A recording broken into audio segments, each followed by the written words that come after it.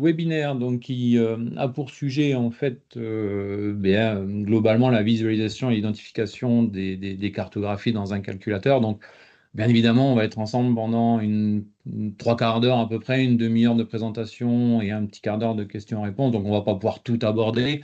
Mais l'idée, c'est quand même de mettre un peu le focus sur quelques points qui vont vous permettre d'avancer au mieux dans votre utilisation du logiciel et dans votre façon de faire des cartos. Hein. Donc, pour présenter ce webinaire, votre serviteur, Jérôme, et Aurélien, donc, qui est le directeur technique et co-gérant de Sport System et qui est notre expert technique. Voilà. Pour ceux qui ne connaissent pas Sport System, donc pour présenter, est-ce que tu peux juste me mettre le petit slide? C'est parfait. Voilà, donc pour ceux qui ne connaissent pas, qui sont nouveaux, donc Sport System, c'est une société qui maintenant a pratiquement 25 ans, qui fait à peu près 4000 réalisations dans l'année, même un peu plus maintenant. Hein.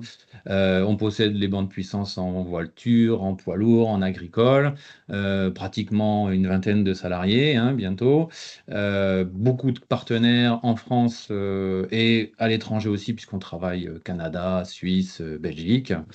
Donc on est certifié en normes ISO, un cahier des charges très strict lié à notre organisation. Et on travaille sur de multiples domaines, donc le véhicule léger, bien évidemment, tout ce qui est partie agricole, poids lourd, maritime aussi parfois, machines spéciales de plus en plus, et le off-road. Je pense que j'ai fait le tour. Tout à fait. Voilà. On propose aussi, ceux qui sont déjà venus ici le savent, des formations à la mise au point moteur et à l'utilisation donc de nos outils. Je pense que j'ai fait le tour de ce côté-là. Tout à fait. Donc, petit rappel sur le logiciel de CartoRace qui sera notre support pour ce webinaire. Donc, cet outil permet de traiter les données brutes que vous avez dans le calculateur pour qu'ils soient beaucoup plus lisibles en format décimal. Ça permet aussi d'interpréter et de mettre en forme ce qu'on va appeler les cartographies principales de gestion moteur. On va aussi pouvoir faire des superpositions entre plusieurs fichiers pour voir des différences entre les deux. Ça peut être utile, par exemple, dans le cas où vous vouliez faire une comparaison entre un fichier modifié et un fichier d'origine, pour voir un petit peu comment ça a été modifié. Bien entendu, et c'est l'objectif de base, on va modifier les cartographies avec.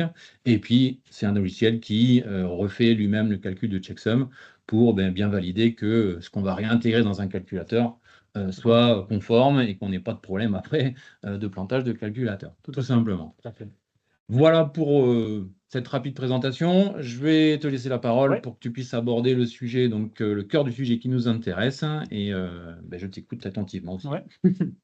Donc bonsoir. Donc comme Jérôme l'a dit, on va se servir comme support du logiciel Race. Donc comme beaucoup d'autres logiciels qui existent sur le marché, la fonction première de nos logiciels de programmation, ça va être de pouvoir traduire les fichiers binaires qui vont être extraits des calculateurs pour que ce soit exploitable par nous, les motoristes, et pour pouvoir ensuite aller faire un développement moteur. Donc, dans un calculateur aujourd'hui, et depuis l'apparition des calculateurs électroniques donc dans les années 2000, le format de programmation dans les calculateurs, c'est du format hexadécimal. Si vous ouvrez un fichier binaire tel quel avec n'importe quel logiciel, vous allez avoir ce type de format-là, que l'on voit ici sur la droite, donc un format hexadécimal qui est très difficile à exploiter pour nous en tant que motoristes. Alors, pourquoi c'est programmé sous ce format-là? Tout simplement pour essayer de maximiser la place dans un calculateur. La mémoire des calculateurs est plus ou moins limitée, donc il est nécessaire d'optimiser l'espace. Et donc, pour pouvoir rentrer plus de données dans le même endroit, si on peut simplifier la chose, on va le formater en format hexadécimal pour une question d'espace dans le calculateur. Donc, ça permet d'avoir beaucoup d'infos. Voilà. C'est très dense, en fait, en termes de contenu d'information. C'est ça, tout à fait. Et qui plus est aujourd'hui, avec l'apparition de multiples capteurs sur un moteur, au début des premières injections électroniques, les composants étaient de plus grosse taille, mais il y avait moins d'informations à traiter. Aujourd'hui, il y a beaucoup plus d'informations à traiter, beaucoup plus de capteurs sur un moteur, donc beaucoup plus d'infos à stocker dans le calculateur. Mais les calculateurs sont toujours à peu près de la même taille parce que les composants à l'intérieur sont plus petits, tout simplement. Donc à l'intérieur, vous avez déjà dû voir, ceux qui connaissent un petit peu le milieu, plusieurs formats de codage, si on peut dire. Donc des fois, les calculateurs sont programmés à 8 bits, 16 bits, 32 bits, donc suivant l'avancée technologique et suivant le type de cartographie. On trouve aujourd'hui même ce qu'on appelle du floating point, de la virgule flottante, pour aller être plus précis encore dans le calculateur, donc avoir des chiffres après la virgule. Donc La première fonction de logiciel de programmation, ça va être de transformer ce format hexadécimal que l'on voit ici en un format décimal, c'est-à-dire en chiffres qui vont nous permettre ensuite d'avoir des notions plus concrètes pour nous en tant que metteurs au point. Comprendre à quoi correspond cette case-là, c'est très difficile. Comprendre à quoi correspond un chiffre, une fois traduit par différentes formules mathématiques, on le verra plus loin, ça va nous permettre de faciliter le travail. D'accord. Ok. Juste pour revenir sur les formats de codage, si j'ai bien compris ce que tu m'avais expliqué avant, les 8 bits, ça va plutôt concerner des vieux calculateurs. Et plus on va aller dans les calculateurs récents, plus on va avoir un nombre de bits important. Alors, on peut trouver aujourd'hui, à l'époque, les toutes premières générations de calculateurs, on avait que du 8 bits. Aujourd'hui, dans un calculateur de dernière génération, on trouvera un petit peu tous les formats, principalement du 16 bits, 32 bits, voire du floating point, mais on peut trouver aussi, sous certaines conditions, du 8 bits, pourquoi pas, dans le même calculateur. Voilà. D'accord, ok. Hop, donc on vient de voir donc, que le logiciel, première fonction, ça va être de traduire donc, les données d'un format hexadécimal à un format décimal. Donc on le voit de nouveau retranscrit ici sur les tableaux sur la gauche. Donc là, on a pris l'exemple tout simplement d'un limiteur de couple. C'est une des cartographies principales en tant que motoriste qu'on va être amené à retrouver et à modifier. Et là, en fait, sur l'écran, vous avez donc les différents formats si on peut dire, les formats d'apparition de ce limiteur de couple-là dans le calculateur. Donc, un format brut, quand on ouvre ce logiciel, on va trouver donc un format hexadécimal, donc la programmation pure et dure. Le logiciel, première chose, va nous permettre de transformer ce format hexadécimal en un format décimal, en chiffres. Donc, on voit que c'est ni plus ni moins la même capture d'écran, la même taille, si on peut dire, mais on voit que dans les cases, ça évolue. À chaque fois, la capture d'écran que vous voyez à l'écran, c'est vraiment la même chose qui est visualisée différemment. Donc, une fois qu'on a ce format décimal-là, donc un enchaînement de chiffres, donc il faut imaginer que chaque case correspond à un bit dans le calculateur. Et si on devait zoomer ici, on verrait que cette courbe-là, ces différents points, si on peut dire, ça typiquement, c'est l'allure typique d'un limiteur de couple. Elle est composée de différents points, et chaque point de cette courbe-là correspond à une case de ce tableau-là. Donc, en fait, deux tableaux décimales, on a une visualisation 2D qui va nous permettre, nous, en tant que metteur au point, de faire une recherche de cartographie. Et avec l'expérience après, ce type de format-là, typiquement, on peut de suite, d'ores et déjà, savoir, fonctionner les valeurs qu'il y a derrière, comprendre que c'est un limiteur de couple. Et l'intérêt pour nous, c'est de pouvoir visualiser plus rapidement en fait, à quoi correspondent tel tableau de valeur décimale dans la carto. Voilà, tout à fait. Donc, de ce tableau décimal-là, on va pouvoir trouver, par exemple, cette zone de limiteur de couple-là. Et ensuite vient apparaître ce que proposent beaucoup de logiciels de programmation aujourd'hui, ce qu'on appelle des adressages, des setting files, des map packs, voilà, il y a plusieurs noms. De cette visualisation-là, on va faire une capture, on va sélectionner une partie donc, de ce courbe-là. Là, en l'occurrence, le limiteur de couple, et on va le traduire à travers l'adressage en notions qui sont concrètes pour nous en tant que metteur au point. Donc, on est passé de l'hexadécimal à décimal, et l'adressage va nous permettre de cibler la zone, mais aussi de traduire ces valeurs décimales en des notions plus concrètes, comme là, en l'occurrence, c'est des newton-mètres, donc des valeurs de couple. Et bien sûr, ça va être beaucoup plus facile à comprendre le fonctionnement. Est-ce que ce limiteur de couple-là est bridant ou non? Et d'avancer en comparant à d'autres cartographies, bien sûr, mais c'est comme ça qu'on peut avancer dans le travail. D'accord, ça nous permet après d'avoir un accès beaucoup plus facile pour avoir une idée un peu de la façon dont on va modifier cette Exactement, voilà, tout à fait. Ouais, tout à fait. D'accord. OK. Hop. Donc, on parlait justement, donc l'adressage, donc autrement appelé, comme disait Jérôme Driver, setting file, map pack, il y a différents noms suivant les logiciels, suivant voilà, le logiciel avec lequel on travaille, mais la fonction est la même. Donc, tous les logiciels mis au point vont permettre de travailler à travers ces adressages-là. Et comme on l'a vu, donc l'adressage va permettre donc de cibler déjà dans le calculateur. Donc, vous avez une multitude de données de cartographie, de valeurs numériques, si on peut dire. Donc là, typiquement, vous avez une capture d'écran ici, et juste en dessous, la même capture d'écran avec deux calques gris qui viennent se poser sur une zone. Donc là, typiquement, sur cette zone-là, l'adressage a permis d'identifier deux cartographies qui sont dites analogues. Pourquoi analogues? Parce qu'on voit que c'est quasiment les mêmes traits pour traits, elles ont la même structure, ce sont les mêmes fonctions, si on peut dire. Là, en l'occurrence, moi, avec l'expérience là, rien qu'à voir l'allure, je sais que c'est une cartographie de pression d'injection, typiquement. Là, rapidement, comme ça, Ouais. qu'est-ce qui te fait dire que c'est une carte Tout d'injection? simplement, je vois la valeur 18 000 ici, je vois des plateaux à 18 000 ici, ça correspond divisé par 10, ça va faire 1800, c'est un plateau de valeur de 1800 De bars. pression. Ouais. Voilà, de pression d'injection. Voilà. Donc là, typiquement, c'est une cartographie de pilotage de pression d'injection. Donc grâce à la visu 2D, on pourrait nous-mêmes balayer en gros la visualisation 2D, trouver ces cartographies-là, et ensuite les traduire. Donc là, j'ai parlé d'une conversion mathématique. Celle-ci est simple. On divise par 10, 18 000, ça nous donne 1800, et ça nous donne la pression maxi d'injection, 1800 bars, tout simplement. Ah, donc, Voilà. pour les gens qui nous regardent, donc on va se baser beaucoup sur les valeurs qu'on a Sur la en ordonnée, Voilà. et qu'après on va retravailler.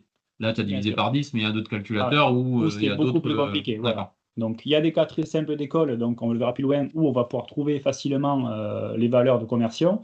Il y a d'autres marques de calculateurs qui sont beaucoup plus exhaustives, où les formules de conversion sont beaucoup plus compliquées. Et d'où là l'avantage d'avoir accès à des adressages, certes payants dans certains cas, mais qui nous facilitent énormément le travail. Voilà. D'accord. OK? Voilà, donc l'adressage, pour aller plus loin, donc on a vu la 2D, on a vu qu'un calque s'appliquait donc, sur une zone pour nous cibler les zones dans le calculateur. Et ensuite, donc, bien sûr, là, on a vu un exemple de pression d'injection que l'on retrouve encore ici. On retrouve nos 1800 bars là. Donc, le calque gris qu'on a vu la slide précédente, ni plus ni moins. Donc, les courbes donc, de la pression d'injection, comme je l'ai dit tout à l'heure, c'est un enchaînement de points qui sont reliés les uns aux autres en courbes. Et chaque point qui compose ces courbes-là correspond à une case du tableau ici. Donc les fameux plateaux qu'on voyait à 18 000, donc une fois traduit par l'adressage, ça correspond divisé par 10 à 1800 bars. Et on retrouve toute la zone donc, de plateau ici, à 1800 bars ici. D'accord. Voilà. Donc, au-delà du fait donc, d'avoir de cibler la zone dans le calculateur, ça nous traduit en valeur concrète pour faire de la mise au point. Et ensuite, bien sûr, on a donc toutes les cartographies qui sont importantes pour faire de la mise au point moteur, qui sont regroupées donc, dans le fameux adressage par chapitre, notamment par exemple l'injection, tout ce qui va être protection moteur, lambda pourquoi pas, pression de rampe, les valeurs de couple, masse d'air, pression turbo après derrière, voilà, une multitude de données qui vont vous permettre après de faire la mise au point moteur. Attention pour rappel, ce n'est pas parce qu'il y a 100 ou 200 cartographies dans l'adressage qu'il faut toutes les modifier pour faire la mise au point. Des fois, dans certains cas, une seule cartographie suffira à débrider en quelque sorte le moteur. Voilà. Ça appelle carto maîtresse. Voilà, c'est ça, tout à fait. Donc ça, c'est des choses qui s'apprennent avec le temps. On fait de la formation, c'est ça, exactement. Tout à fait. Voilà, donc après, bien sûr, l'adressage permet de traduire donc, avec les formules mathématiques différentes valeurs réelles. Donc voilà, là, l'occurrence, donc des bars, mais ça peut être des newton-mètres, du pourcentage, des degrés, des millibars de pression turbo ou atmosphérique, etc., etc. OK. OK? Merci pour le rappel. Voilà, donc ça, on continue l'avancée donc, dans le logiciel. Donc, on a vu depuis le début l'hexadécimal, l'adressage, et là, on est sur les fenêtres de travail. Donc là, on a ouvert une cartographie. Donc là, l'occurrence, je vois que c'est le limiteur de couple, qui est fonction ici en axe X, donc des millibars de la pression atmosphérique, et ici du régime en axe Y. Donc, on peut imaginer qu'en fonction de la pression atmosphérique et du régime, ça nous bride à certaines valeurs de couple ici. Voilà. Donc là, on en a vu 2D, donc il faut imaginer que ça, c'est un morceau de tout l'ensemble qu'on a vu tout à l'heure en 2D. C'est la fenêtre de travail qui va nous faciliter la chose. Donc, en ouvrant juste la cartographie du limiteur de couple, ça nous cible cette zone-là. Et après, pour aller plus loin, on peut même, vu qu'il y a l'axe Y et l'axe X, on va pouvoir travailler même en 3D pour aller lister pourquoi pas, ou essayer de voir qu'il n'y ait pas une erreur dans ce qu'on a fait. Voilà. Tu préfères la 3D ou la 2D? Alors moi, je suis de la vieille école. La 3D, je m'en sers rarement pour voir si on n'a pas fait une erreur, mais je travaille plutôt en 2D. D'accord, voilà. OK. Bon, il y a des amateurs de 3D aussi. Voilà, tout à fait. Après, pourquoi pas. Voilà, le cœur du sujet. Le cœur du sujet. Donc là, on a vu que le travail est fait par ce qu'on appelle un adressage, mais vous pouvez, avec l'expérience aujourd'hui, faire vous-même le travail. Donc, on ne va pas tout balayer aujourd'hui parce que c'est sans fin, mais on va commencer à vous montrer un petit peu ce qu'on peut rencontrer comme cas de figure. Donc, le logiciel Racebo, comme d'autres logiciels, il va permettre de pouvoir chercher vos propres cartographies. Donc, soit vous achetez l'adressage, soit vous pouvez travailler directement dans la 2D et aller faire vous-même votre propre adressage, si on peut dire. Chez Limsware, par exemple, ça s'appelle une gestion de projet. Vous allez créer votre propre projet. Donc ça, libre à vous de le faire. Donc bien sûr, ça prend du temps. Ça ne se fait pas en 5 minutes. Mais avec l'expérience, vous allez voir que ça se fait quand même. On retrouve des similitudes. Et le gros avantage du logiciel que l'on utilise nous, c'est que quand vous achetez un adressage, vous avez accès à toutes les informations des cartographies qui sont déjà créées par le fournisseur de l'adressage. Donc, vous allez pouvoir vous servir de ce qu'a déjà fait le logiciel pour pouvoir le retranscrire sur, pourquoi pas, un autre calculateur. D'accord. Et pourquoi je dis ça? Parce que vous allez voir plus loin que de marque à marque, c'est-à-dire, par exemple, si on prend l'exemple de Bosch qu'on va voir juste après, l'architecture Bosch est la même depuis toujours, si je peux dire. Depuis les premières générations, donc des Motronic des années 98-2000 jusqu'à aujourd'hui les MD1, on retrouve la même façon de travailler dans le calculateur. Alors, bien sûr, il y a de plus en plus d'infos, mais la structure, la façon de structurer les cartographies reste la même. Voilà, c'est ce que je vais vous montrer un petit peu aujourd'hui. Tu veux parler? Non, je t'écoute attentivement. Donc, on va voir donc, comment identifier les cartographies et analyser donc, ce qu'on appelle les déclarations. Donc, l'identification des cartographies en 2D, ça va passer bien sûr par la forme générale, mais aussi les valeurs qui la constituent. Tout à l'heure, en préambule, on a vu qu'il y avait des formes spécifiques pour les limiteurs de couple. Donc, ça, c'est les choses les plus faciles à trouver. La pression d'élection derrière aussi, on voyait des plateaux. Donc, ça, c'est l'expérience. Ça, c'est que de l'expérience qui va vous permettre de trouver ça en balayant en 2D.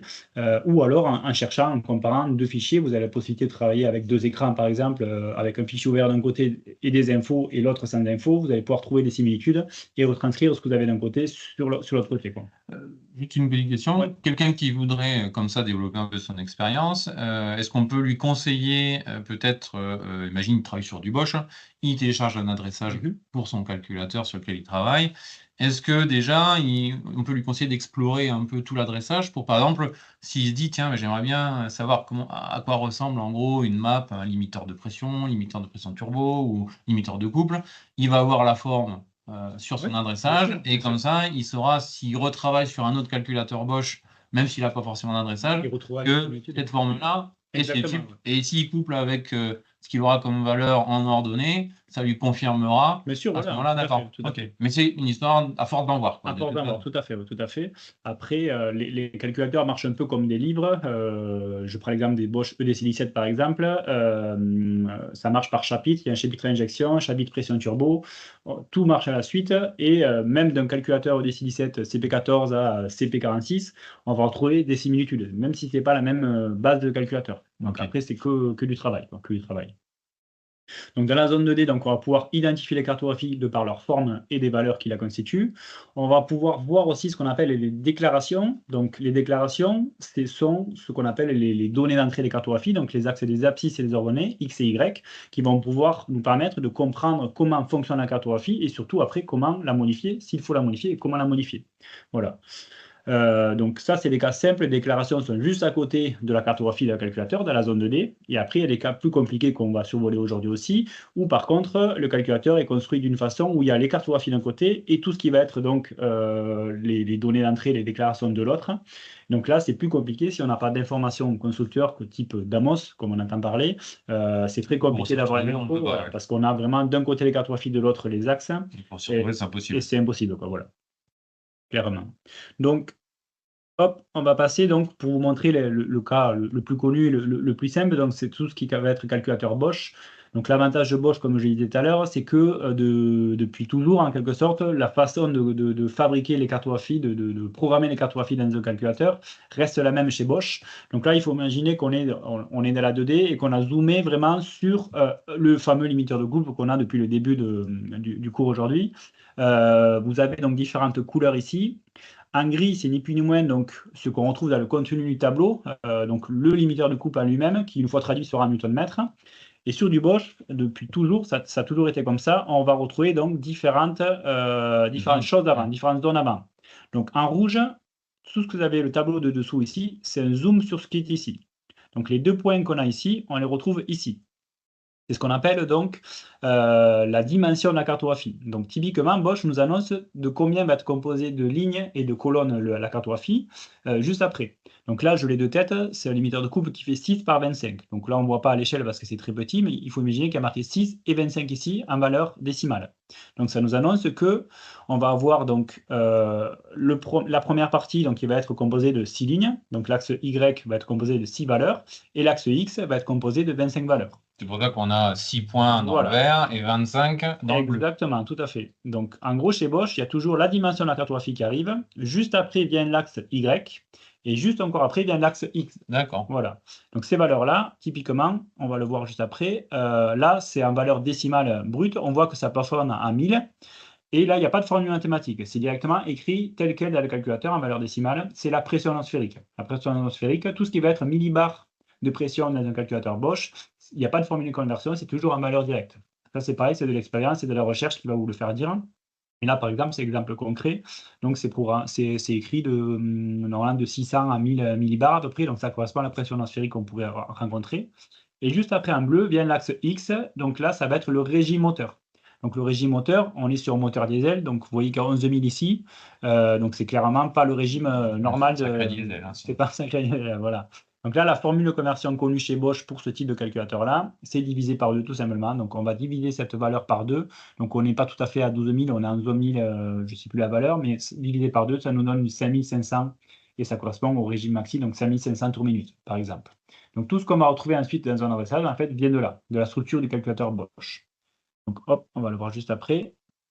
Donc, on retrouve les couleurs ici. Donc, ce que je vous disais ici, on va retrouver telles quelles les valeurs donc, sur l'axe Y de la pression atmosphérique, de 575 à 975 millibars. Et ici, une fois traduit par l'adressage, on va retrouver donc 1000 jusqu'à 5501. Donc, on était à 11 000 dans la 2D, divisé par 2, ça nous donne 5500 tours minute sur ce cas précis. Et ensuite, on voit que là, pour l'instant, on est sur les données brutes. Donc, la partie grise qu'il y avait sur la slide avant, pour l'instant, elle n'est pas traduite. Mais une fois traduite par l'adressage, on va trouver, donc, vous voyez qu'il y a des newton-mètres. Et là encore, la formule de conversion n'est pas très compliquée dans ce cas précis. Si vous regardez ces cases-là, par exemple, on est à 660 valeurs décimales.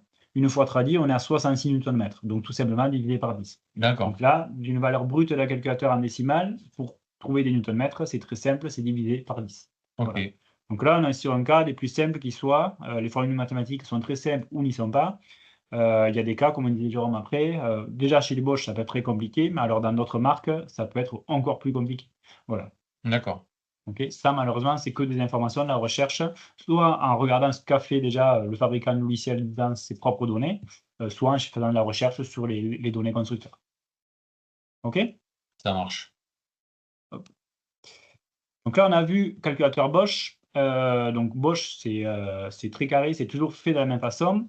On a deux autres cas de figure où c'est que principalement les cartographies sont construites de la même façon. Donc il y a Denso et Delphi. Donc l'exemple du haut, vous avez une capture d'écran. Là, c'est une demande de couple donc d'un calculateur Denso. On retrouve un peu des similitudes avec le calculateur Bosch. C'est toujours marqué principalement comme ça, programmé dans un calculateur comme ça. On retrouvera toujours ici deux points qui nous annoncent la dimension de la cartographie. On va retrouver notre axe X en bleu ici, et l'axe Y, c'est un peu spécifique à l'Udenso, est intercalé dans la cartographie. Donc chaque fois, vous voyez qu'il y a une zone de cartographie, un point qui correspond à début de l'axe, etc., etc. Ça s'enchaîne comme ça. Il est saucissonné en fait. Voilà, c'est ça. Et une fois traduit par l'adressage, on va retrouver ces valeurs-là, traduites bien sûr en axe X, Y, et le contenu de notre cartographie en gris. OK. Chez Delphi, c'est une autre façon de faire. Vous avez la cartographie comme ça ici, avant, et juste après, on n'a pas de valeur, donc de dimension, les deux points rouges, mais par contre, on a l'axe Y et l'axe X ici. Voilà, c'est écrit comme ça, c'est programmé comme ça dans un calculateur. Alors, ce n'est pas une règle 100% générale, mais c'est une règle qui est majoritairement faite comme ça dans les calculateurs. Donc, Bosch, c'est quasi tout le temps comme on l'a vu avant, Denso comme sur la partie du haut, et Delphi comme la partie du bas. Donc, il fonctionne un peu pareil. Je pensais à un truc, peut-être que on pourrait faire un focus sur l'un ou l'autre plus tard. Ce que je vous propose, je vais faire un petit sondage, voir si vous souhaitez qu'on concentre un prochain webinaire sur du Denso ou du Delphi pour aller un peu plus loin, parce que là, c'est vrai que l'heure avance, on va pas avoir le temps non plus d'aller aussi loin qu'on a été sur le Bosch, mais ça peut être l'objet d'un prochain webinaire. Donc, je vais mettre ça en place. Alors, hop, hop, hop. Ça y est, il y a un sondage qui vient de démarrer. Vous avez jusqu'à la fin du webinaire pour nous donner votre avis. Et écoutez, on organisera les choses en fonction du vote majoritaire. On continue? Ouais, donc là, on a vu le cas Bosch assez simple, si on peut dire. Denso, Delphi, qui sont aussi avec une règle générale assez connue, donc assez simple aussi. Après, viennent les autres types de calculateurs qu'on peut rencontrer, donc Valeo, Siemens, Maniti Marelli, où là, c'est un petit peu plus compliqué. Beaucoup plus compliqué. Parce que on a d'un côté, comme je disais en préambule tout à l'heure, les cartographies qui sont dans une zone dans le calculateur, et tout ce qui va être déclaration va être stocké dans une autre partie du calculateur. Là, je vous ai pris rapidement 2 exemples. Donc, on va retrouver par exemple l'exemple du Magneti Marelli MJ-DF, pardon, du Fiat Multijet, du Kato, ou de la Fiat un peu plus basique. Là, on voit qu'il y a plusieurs enchaînements. Donc, il faut imaginer que les zones vertes et bleues que vous aviez tout à l'heure sur les exemples précédents, qui étaient juste avant les cartographies, là, on voit qu'elles sont toutes à la file programmées dans le calculateur. Donc, à part qu'on ait l'info de savoir, par exemple, cet axe-là correspond à cette cartographie-là, si on n'a pas l'info, on ne pourra jamais faire le lien aussi facilement que sur du Bosch ou sur du Denso, par exemple. Voilà. Donc sur cela, il nous faut un driver absolument. C'est ça, c'est beaucoup plus facile de travailler avec du Damos voilà, pour avoir les bonnes adresses. Exactement, voilà. D'accord. Même exemple dessous sur du Continental Siemens, là c'est un exemple de 6807, mais c'est pareil, on a vraiment les déclarations qui sont stockées dans une zone du calculateur.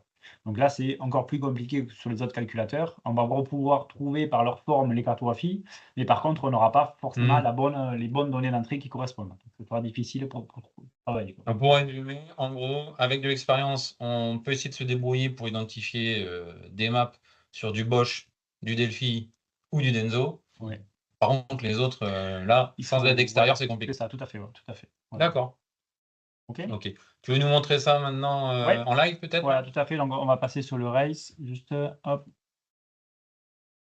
Tac. Alors là, j'avais pris exemple sur un calculateur assez répandu. Donc toujours pareil sur du DC17, sachant que sur du MD1, ça ressemblera beaucoup à ça. Et j'ai pris l'exemple du fameux limiteur de couple qu'on a un peu en fil rouge depuis le début du sujet. Donc typiquement, vous vous souvenez que la dimension était 6 par 25. C'est noté noir sur blanc, en gros, ici sur l'adressage. Voilà. Donc, hop, si je devais voir à quoi correspond cette zone-là en hexadécimal. Donc, souvenez-vous, on voit que ici, en gris, il y a une zone en hexadécimal qui est identifiée ici. Hop, donc j'ai fait une sélection. Donc, le limiteur de couple codé dans le calculateur, dans le composant où sont stockées les données, est ici en hexadécimal. Le logiciel, première fonction, ça va être de le traduire en décimal. Donc, de hexadécimal, je vais transformer en chiffre. Ces chiffres-là, je vais pouvoir les traduire. Donc, hop, je vais revenir en arrière en 2D. Ici, voilà, je vais dézoomer juste un peu. Donc, la partie en hexadécimal que je vous ai montré est traduite en décimale. Donc, ces cases, chaque case correspond, peut-être que vous allez un peu mieux le voir ici, je vais zoomer un petit peu. Hop, voilà. Donc, chaque case correspond à un point bleu que vous voyez ici. Donc, toutes les cases de la sélection grise que vous avez vu jusqu'à présent correspondent à un enchaînement donc, de points bleus ici. Donc, relié, ça nous crée donc une forme en 2D. Et après, voilà, comme on disait tout à l'heure, l'expérience va faire que ça, en balayant dans un calculateur, quand je parle balayer, c'est avancer comme ça dans un calculateur. Voilà, on avance, on recule. Voilà, on va voir typiquement ces valeurs-là. Et avec l'expérience, voilà, c'est comme ça qu'on fait. On peut faire ensuite des recherches avec des valeurs aussi. On peut faire une recherche de valeurs. Quand on connaît que notre moteur est hybridé à 360 Nm, les valeurs constructeurs sont 360 Nm. Si on cherche la valeur 3600 avec plus ou moins de tolérance, le logiciel permet ça. On va pouvoir trouver toutes les valeurs à 3600 par exemple et peut-être se rendre compte de trouver cette zone-là aussi. Voilà. Il y a une multitude de façons de travailler pour trouver ces zones-là. D'accord. Ok. Donc pour rappel, si on veut faire juste un rappel, donc ici j'ai sélectionné 2 points. Donc le premier, si vous regardez juste ici, en valeur décimale, il est à 6. Et le second, si je passe le curseur bleu dessus, il est à 25. Donc ça, c'est la dimension de la cartographie. C'est la zone rouge que tu avais tout à l'heure. Voilà, tout à fait. Ensuite, souvenez-vous, la première zone ici, elle est composée de 6 points. Donc c'est la première axe, donc c'est l'axe Y. Oui. Donc c'est la pression atmosphérique, en l'occurrence. Avec les valeurs 600 à 900 et quasiment 1000. Donc on voit qu'on est à 1000. Donc là, c'est la valeur directe. C'est-à-dire qu'il n'y a pas de formules mathématiques qui vont permettre de transformer les valeurs. On sait que c'est écrit littéralement noir sur blanc comme ça dans le calculateur. Et il y a juste, on rajoute l'unité derrière pour comprendre. Et juste après, hop. C'est les 25 points. J'ai oublié un point ici. Hop. Ici, j'ai fait la sélection de l'axe X qui fait donc 25 points. Et là, on voit qu'on plafonne à 11 000 à peu près. Donc, souvenez-vous, c'était divisé par 2. La formule mathématique, c'est divisé par 2. Sur tous les Bosch. Sur tous les Bosch. Alors, suivant le type de programmation. Donc là, on est sur du 16 bits. Donc là, en l'occurrence, en 16 bits, la formule c'est divisé par 2. Si c'est du 8 bits ou du 32 bits, c'est une autre formule. Ah d'accord, Voilà. ok. Donc ça, après, il faut imaginer, vous pouvez vous faire un cahier presque avec les différentes formules de conversion. Et donc, sachant que, ici, donc, en zone grise, bien sûr, donc, la cartographie en elle-même. Et chez DIMSport, le gros avantage, c'est qu'on peut accéder aux données de propriété des cartographies. Et DIMSport vous offre en quelque sorte, vous achetez certes l'adressage, mais vous avez accès à toutes les données des cartographies. Ce n'est pas propre à tous les logiciels qui le proposent. Donc on voit que les propriétés de cartographie, donc ceux qui utilisent un petit peu, qui exploitent les Damos, vous avez souvent un peu la même fenêtre avec le contenu général de la cartographie et le contenu de chaque axe, l'axe X, l'axe Y. Et là, DIMSport nous donne typiquement, donc bien sûr la dimension, le type de cartographie, mais aussi la formule de conversion mathématique qui va nous permettre de transformer les valeurs, donc comme on a vu tout à l'heure, décimales, divisé par 10, c'est facile, pour nous donner les newton-mètres. D'accord, et on a ça sur toutes les cartos dès qu'on est dans un adressage. Tout à fait. D'accord. Exactement. Donc l'axe X, ensuite, on sait que c'était 11 000 à peu près divisé par 2. Donc là, pareil, vous voyez que la formule mathématique ici, c'est divisé par 2. Et l'axe Y, on voit que c'est word inverted, ça veut dire valeur directe, il n'y a pas de formule de conversion, donc c'est littéralement les valeurs directement. Ça, c'est très intéressant. Voilà. Donc ça, sachant que, comme on l'a dit, chez Bosch, avec le même type de formatage donc de cartographie, donc du 16 bits, donc en gros, tout ce qui est EDC17 va être principalement programmé comme ça. Donc tous les calculateurs EDC17, vous allez avoir la même structure de cartographie. Pour limiteur de couple, vous pouvez en gros vous servir de cet adressage-là comme exemple, par exemple, pour aller rechercher dans un autre et créer vous-même votre propre adressage aussi. Voilà. Et donc souvent, on a des demandes de clients qui travaillent sur des calculateurs un peu plus anciens, type EDC15. Voilà, tout à fait. On peut partir du même principe que une fois qu'on a compris la façon dont il fonctionne. Voilà, tout à fait.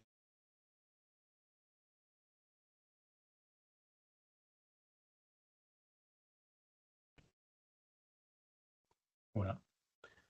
On a fait le tour? On a fait le tour, ouais. Bon, écoutez, merci de votre attention. On va passer à une phase de questions-réponses. Alors, je vais voir. Normalement, vous devez avoir un bouton QR en haut qui devrait vous permettre de poser les questions. Sinon, si vous ne l'avez pas, au pire, essayez de le poser dans l'onglet conversation.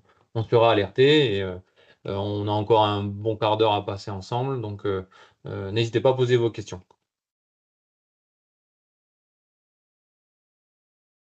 On les a assommés, je pense.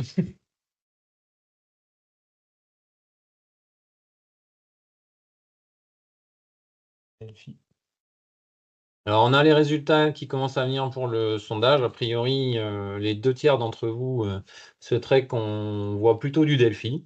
Donc, on va le noter et on préparera une session spécifique sur le Delphi.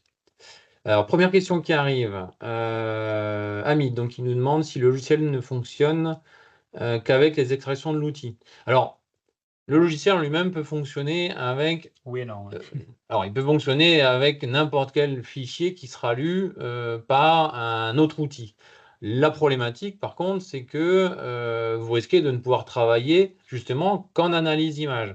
Parce que, en fonction de l'outil qui aura lu le fichier, les zones qui vont être lues, le format, la taille des fichiers, fera que potentiellement, en gros, vous avez une chance sur 2 de ne pas pouvoir l'intégrer dans l'adressage du logiciel. C'est pour ça qu'on conseille très fortement, si vous voulez vraiment exploiter à fond l'outil, d'utiliser le Genius et le Trace Data pour faire vos lectures-écritures. Hein. Mais ça, c'est une problématique qui est spécifique pour tous les logiciels aujourd'hui, que vous ayez n'importe quel logiciel sur le marché. À partir du moment où vous n'utilisez pas un outil propriétaire, vous avez ce risque de ne pas pouvoir utiliser les drivers ou adressages qui sont conçus pour le logiciel, pour ces histoires de taille et de format. Après, rien n'empêche, voilà, ça c'est pour vraiment les adressages.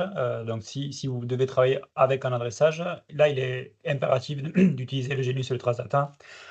Pardon. Par contre, en analyse image, comme dit Jérôme, donc en zone 2D, vous pouvez intégrer n'importe quel fichier, mais ce sera à vous de tout créer derrière. Quoi. Voilà, donc à moins d'avoir beaucoup d'expérience, voilà, après ça met beaucoup de temps pour travailler. Suivant aussi la taille du fichier, il peut y avoir une problématique de calcul de checksum. Le calcul de checksum est fait pour les outils de la marque DIMSport. Et si le fichier n'a pas la même taille, bien sûr que le logiciel ne sera pas en mesure de pouvoir calculer le checksum derrière. Donc il faudra que vous ayez une autre interface derrière qui puisse vous recalculer le checksum auquel cas. J'espère qu'on a répondu à ta question. Julien nous pose une autre question et en fait il nous dit si je comprends bien, donc le facteur de division est indiqué lorsqu'on ouvre une cartographie spécifique du calculateur. Alors, à travers l'adressage, oui. Si on ouvre une cartographie, alors si on ouvre la cartographie, ouvrir une cartographie, c'est juste double-clic et hop, on accède donc à la cartographie ici. Par contre, si on veut accéder aux données de propriété, c'est un clic droit, vu les propriétés de la cartographie. Et là, on va accéder au fameux tableau où ça nous donne bien sûr les informations. Voilà. Donc ça, c'est l'adressage qui nous le permet. Ce n'est pas directement après une lecture d'un fichier, automatiquement, on n'a pas ces informations-là. C'est parce qu'on a pris l'adressage que ça nous donne ces informations-là. D'accord. Voilà. J'espère qu'on a répondu à ta question, Julien. Autre question de Bilal, cette fois, qui nous demande si on peut détecter la position de checksum stockée dans le file et le corriger manuellement si on n'a pas accès à la fonction de checksum check dans un logiciel. Alors, détecter la zone, oui, mais si le recalculer manuellement, aujourd'hui, ce sont des algorithmes très lourds. Enfin, c'est impossible de calculer manuellement. Le checksum, c'est impossible à calculer manuellement. Autant sur les premières générations de calculateurs, c'était des calculs très simples, Relativement plus simple. relativement simples. Aujourd'hui, il y a certains calculateurs, quand on lance le calcul checksum, même en ayant des ordinateurs très poussés, le calcul checksum prend 2 voire 3 minutes. Donc, c'est un algorithme mathématique qui est impossible à faire manuellement, quoi, clairement. Par contre, identifier la zone, oui, enfin, avec l'expérience, en faisant des modifications, on peut retrouver assez facilement la zone de checksum. Bon, j'espère qu'on a répondu à ta question. Autre question intéressante de Thibaut qui nous demande quand est-ce que Dimsport fera les calculateurs et quand les passerelles de sécurité. Alors, il nous parle des fameux Continental et je pense aussi des MD1, Ouais, ça, MG1, voilà, c'est le où tout nerf le de la monde est guerre. bloqué. Voilà, ils y travaillent. Enfin, nous, on est en contact vraiment souvent. On va souvent là-bas aussi. On travaille pas mal. On a des pistes. Alors, il y a des calculateurs qui sont sortis. D'autres qui sont dans les tuyaux et d'autres où c'est très compliqué. Malheureusement, dans ce milieu-là, c'est soit ils ont l'information qui tombe du ciel en quelque sorte, d'un côté, ou alors s'ils lui travaillent, ils lui travaillent. Donc, Ouais, on n'a pas de date voilà, malheureusement. c'est ça, ouais. Si on le savait, on vous le dirait, mais on est les- comme vous, on est dans le on est noir. les premiers à impacter, nous aussi. Ouais. Hein. Donc voilà, ça sortira quand ça sortira et on vous en informera dès qu'on aura la nouveauté. Autre question de Julien qui nous demande donc comment est-ce qu'on sait quelles sont les cartographies à modifier et les valeurs à intégrer pour modifier la puissance du moteur? Ah, ça c'est une vaste question. Ça, c'est une vaste question, mais on traite ce sujet-là grandement lors de nos formations ici sur place. Alors, comme je disais, on retrouve aujourd'hui les adressages qui sont de plus en plus fournis. À l'époque, il y avait beaucoup moins d'informations, donc c'était pas traduit avec moins de cartographies. Aujourd'hui, on se retrouve avec des cartes d'adressage, des fois à plus de 200 cartographies, voire 300 cartographies.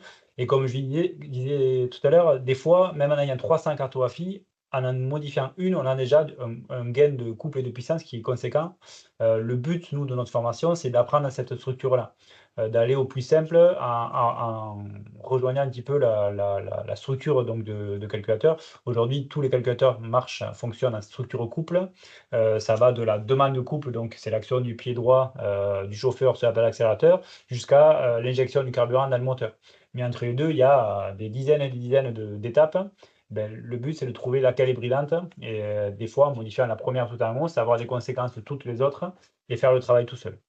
Mais bon, par expérience, on est amené parfois à avoir des fichiers qui sont faits par d'autres professionnels et peut remarquer parfois que certains touchent pratiquement toutes les cartographies et parfois même de façon un peu dommageable, ils en touchent qui en fait annulent les modifications qu'ils ont fait sur d'autres. Donc au final, comme disait Aurélien, il vaut mieux passer du temps à bien identifier les cartos qui sont principales, les cartos critiques, celles qui vont vraiment avoir un impact sur le fonctionnement, et ne modifier que celles-là. Moins on modifie, moins il y a de problèmes potentiels. Plus on utilise la structure du constructeur, mieux ça sera. Ouais. Hein. Donc voilà, il n'y a pas de recette miracle. Là encore, c'est une histoire de travail. Après, bon, nous, on propose ici une formation en présentiel. On a aussi un e-training qui vous permet, à distance de chez vous, d'approcher un peu toute cette histoire d'analyse des cartographies pour vous permettre d'avancer de façon construite lorsque vous souhaitez travailler sur ce type de carto en stage 1, essence ou diesel. Voilà, j'espère qu'on a répondu à ta question. Est-ce qu'on a d'autres questions que je regarde? Écoutez, a priori, pour l'instant, non. On a vraiment assommé tout le monde. Donc on va se concentrer, effectivement, si. Ah oui, question intéressante de Noël qui nous demande si on peut faire du multimap avec le Race.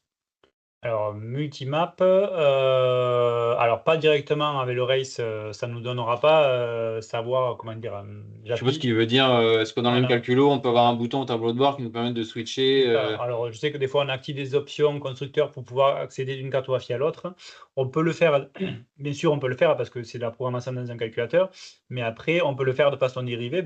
Typiquement, avec ce type de cartographie-là, on voit que les limiteurs de couple, on a ouvert que le premier, mais on en a 3 à la file. Donc 2, on voit que ça ne bouge pas, le troisième, ça bouge. Donc ça correspond souvent au mode de conduite de votre véhicule. C'est-à-dire que vous avez souvent en mode sport, en mode ouais. normal et en mode éco. Je n'ai pas en tête ce que c'est cela. Mais on peut imaginer de pouvoir faire donc l'optimisation des performances que sur le mode sport, par exemple. Oui. Donc en gros, si vous ne mettez pas le mode sport, vous êtes d'origine, si on peut dire. Et dès lors que vous allez mettre le mode sport, là, vous avez l'optimisation. Voilà, c'est une façon de faire de plusieurs cartographies, si on peut dire. Après, je sais que ça c'est beaucoup, on active des options, ça nous permet d'avoir plusieurs cartographies, voilà, à plusieurs niveaux. Ça se fait, mais avec un adressage simple comme celui-ci, on n'ira pas activer les options clairement, quoi. Oui, souvent, il faut La vraiment. recherche après en 2D, Ouais. avoir les informations, c'est pas si simple. Il faut avoir un Damos complet Ouais. et passer son temps à tout analyser pour vraiment tout retrouver, quoi. Mm. Enfin, voilà, c'est faisable, mais il faut avoir beaucoup, beaucoup de temps pour le faire. Autre question de Jordan qui nous demande si les tuning tips sont l'équivalent de quel type de carto. Je suppose qu'il veut dire les tuning tips qu'il y a sur le site de Dimsport, peut-être. Les tuning tips, alors oui, ce sont des fiches PDF qui vous donnent une base très grossière de comment modifier un calculateur. Ce qu'on retrouve sur un tuning tips, c'est ni plus ni moins. Vous avez souvent, par exemple, IFP Il plus met Echo ou IFP, STG1, par exemple. Echo ou STG1. STG1, oui, c'est ça. Alors oui, il donne donc, il vous donne quelle modification apporter pour avoir une cartographie Echo. Donc Echo, c'est en gros plus typé couple sans forcément de puissance, et stage 1, c'est couple puissance. Voilà. En fait, oui, je pense qu'il voulait peut-être dire, est-ce que les tuning tips qui sont donnés Quel type, d'accord. sont plutôt pour de Stage l'écho 1. ou du stage 1, mais Stage 1. c'est du stage 1, oui, oui, Stage 1. il n'y a pas de je suis carto désolé. spécifique écho en tuning tips, hein, donc c'est très stage 1. Hein, voilà, pour répondre à ta question. Michael, qui sort un peu du sujet, mais quand même une question intéressante, il demande si les protocoles de lecture évoluent avec le temps, et il note comme exemple le DCM 7.1 qui est assez long et fastidieux à lire. On peut lui répondre que oui, il y a des mises à jour qui font que ils optimisent en fait le protocole de communication et qu'on a déjà eu un certain nombre de cas où effectivement, avec le protocole à jour, on arrive à baisser les temps de lecture. Oui, tout à fait. Ouais. Ça, on n'a pas la main nous dessus, mais on fait remonter les plaintes souvent. On essaye d'aider à faire avancer. Mais après, il y a eu des cas, oui, je n'ai pas forcément d'exemple en tête, mais où le temps a bien réduit. Tout à fait. C'est vrai qu'il y en a qui sont longs, hein, mais Il y en a qui sont très longs. du cateau, ils n'ont jamais Du réussi à le gâteau. baisser. Non, pour l'instant, non. Voilà. Mais bon, voilà. En tout cas, ils font ce qu'ils peuvent pour essayer de réduire ces temps de lecture. Le mieux, c'est toujours quand même, si jamais vous avez un doute ou quoi que ce soit, que vous avez un client avec vous, n'hésitez pas à nous passer un petit coup de téléphone ou à demander le temps de lecture. Ça vous permet de vous organiser au mieux avec votre client. S'il vient faire par exemple un camping-car, qu'il a un Ducato, vous savez qu'il y en a pour 1 heure et demie. Bon, vous savez que votre client, il ne faut pas le laisser à côté parce que ça va être très long à faire. Donc, vous pouvez vous organiser comme ça. Donc, n'hésitez pas aussi à revenir vers nous pour nous poser ce type de questions. Qu'est-ce qu'il y a d'autre comme question? Mika, une autre question. Et l'accès PIN sous EPROM. Oh, ça c'est parce qu'il y en a certains en lecture où il faut mettre les tiges isolées là. Oui, oui, tout à fait. Ça, oui, ça c'est pour l'openement sur le DCM7, je pense, si j'ai bien compris à l'occurrence la question. Ça, pour l'instant, il faut aller booter en gros le microprocesseur. Alors souvent, les pattes sont, si je peux dire, externes, donc on arrive facilement à s'y connecter dessus. Là, en l'occurrence, les pattes sont sous le microprocesseur, donc il faut aller la récupérer en quelque sorte. Donc là, non, c'est malheureusement, si c'est de l'openement sur ce type de calculateur-là, c'est la seule solution à l'heure actuelle. Après, peut-être qu'un jour, il y aura du bench mode. Il faut imaginer que tout ce qui est calculateur EDC17, en 2010, on les ouvrait tous. Ça évolue avec le temps. À partir de 2018, on les ouvrait plus du tout. Oui, tout est en bench, ouais. Voilà, il faut imaginer que le DCM7, un jour ou l'autre, ça sortira sûrement en bench. Voilà, avec l'avancée technologique, la recherche, ça avance. Voilà, pas aussi vite qu'on le voudrait, malheureusement, mais ça avance. Oui, et puis ça dépend aussi un petit peu de la volumétrie de chaque Oui. calculateur. C'est vrai que les calculateurs qui sont très présents, bah, comme le sont les DCM, Mm. on peut estimer que Dimso aura plus d'intérêt à trouver des solutions de facilité pour Oui, ces calculateurs-là que pour des calculateurs qui sont très marginaux, quoi. tout à fait. Donc si jamais ça sort, effectivement, il y a des gens, ça sort sur ceux-là. Voilà. Ben, il est 18h16, donc je vois pas d'autres questions. Notre prochain rendez-vous, Oui, je repasse là. c'est prévu, je crois, dans 3 mois. Voilà, Ouais, mardi 17 juin. 17 juin. Donc, on se donne rendez-vous mardi 17 juin, où là, on va aller toujours dans le milieu carto, bien Mm. évidemment, en essayant de vous donner les grands thèmes, en fait, les grandes orientations, en disant quel type de carto on va utiliser pour quel type d'injection. Ouais. Donc là, on va parler un petit peu différents types d'injection Oui, diesel, tout à fait. Les différentes essence. générations, un petit Voilà. peu, comprendre comment ça fonctionne. Tout à fait. L'idée, c'est encore l'idée de vous donner une idée lorsqu'on construit ces cartos, de Voilà. savoir déjà comment est-ce qu'on va la C'est travailler ça. Mais la structure en de la fonction du type cartographie, d'injection. ce qu'on a vu aujourd'hui, Hmm. mais spécifique aux cartographies type d'injection, et après comment les modifier, les définir. Voilà. Donc, bien, merci de votre participation. Merci. On se donne rendez-vous le 17 juin. On vous préviendra de toute façon quelques temps avant, comme on l'a fait là, pour que vous puissiez vous joindre à nous. Et puis, voilà, on reste à vos dispositions. Si vous avez la moindre question sur les formations, sur le matériel, n'hésitez pas à me contacter. Vous avez mon mail. Et on vous enverra bien évidemment l'accès au replay pour ceux qui veulent refaire ce petit webinaire qui est assez technique, hein, donc évidemment, n'hésitez pas à le faire en replay pour en profiter. Voilà, j'ai fait le tour. Je vous souhaite une bonne fin de journée à Merci. vous et on se dit à très bientôt. À bientôt. Au revoir.